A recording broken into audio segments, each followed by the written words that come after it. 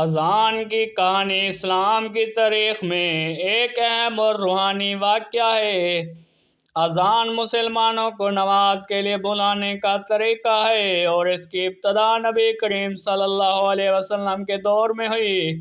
اذان کی ابتدا جب مدینہ میں مسجد نبوی تعمیر ہو چکی تھی اور مسلمان باجماعت نماز پڑھنے لگے تھے تو سوال یہ اٹھا کہ نماز کے لیے لوگوں کو کیسے جمع کیا جائے۔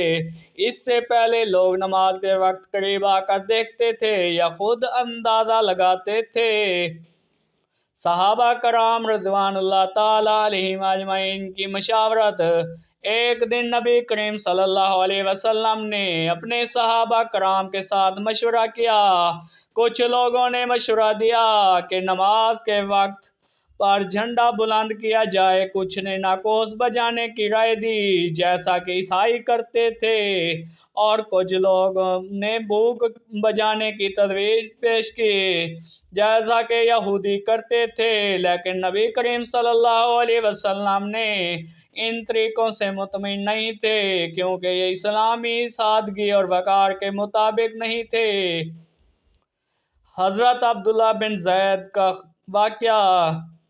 اس دوران حضرت عبداللہ بن زید نے خواب دیکھا جس میں ایک فرشتہ ان کو اذان کے الفاظ سکھا رہا تھا۔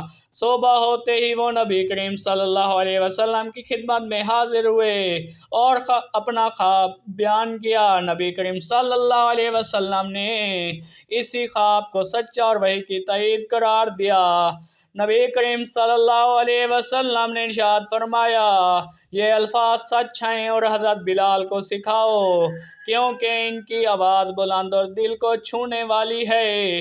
حضرت عبداللہ بن زید نے حضرت بلال رضی اللہ تعالیٰ عنہ کو اذان کے الفاظ سکھائے اور حضرت بلال نے پہلی مرتبہ